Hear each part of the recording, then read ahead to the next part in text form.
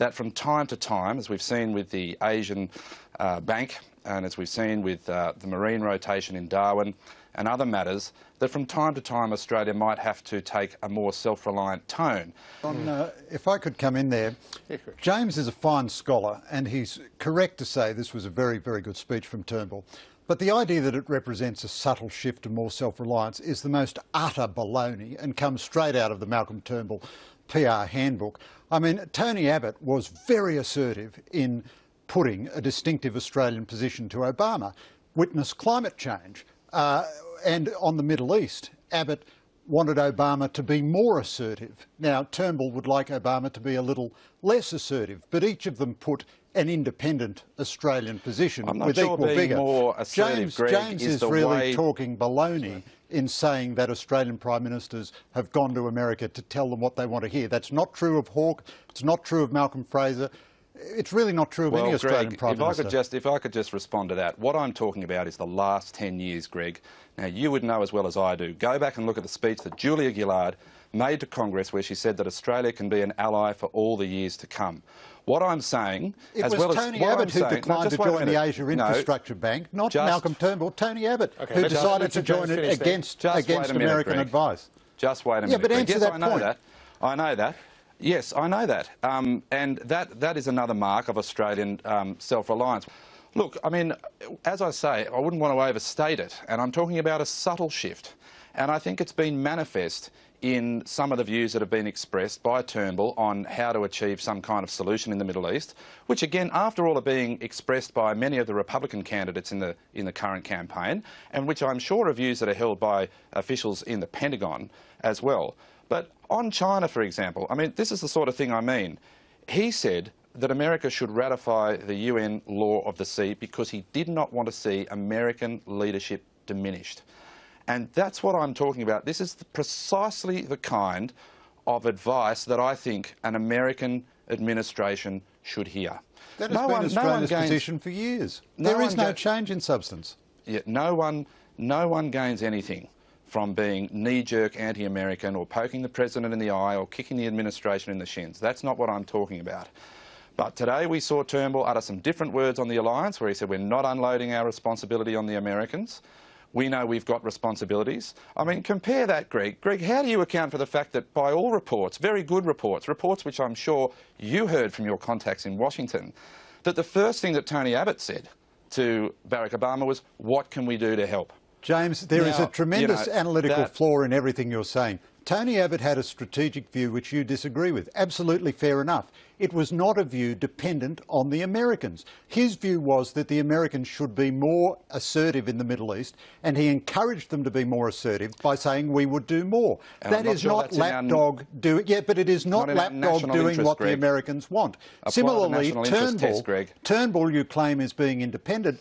He is being independent by being the second biggest military contributor in the Middle East after the US itself, and by urging the Europeans to do more. Exactly. So you can project these fantasy differences if you like, but they're not real. So James, on that point that Greg raises about Australia's military contribution, but also the fact that Australia has resisted US invitations to contribute more, instead saying maybe it's time for the Europeans to step up. Is that the kind of thing you would point towards to saying, there's your subtle shift, we're actually saying no to the Americans? Yeah, although, see, again, I wouldn't want to overstate that because that was a form letter that went out from the Defence Secretary Ash Carter to all the countries that were making a contribution. It wasn't a personal phone call from the President where he was really laying it on thick to Turnbull saying we need extra Australians. But that said, I think from time to time, yes, Australian governments do have to say we're making enough of a contribution. The key point that Turnbull makes this morning, and I'm not saying this is a shift, I said before that it was held by Republican candidates and by the Pentagon, is that he is basically saying the political reconciliation is the only way that the people of Iraq and Syria can end this situation, right, and this conflict, and that it's got to be the right boots on the right ground.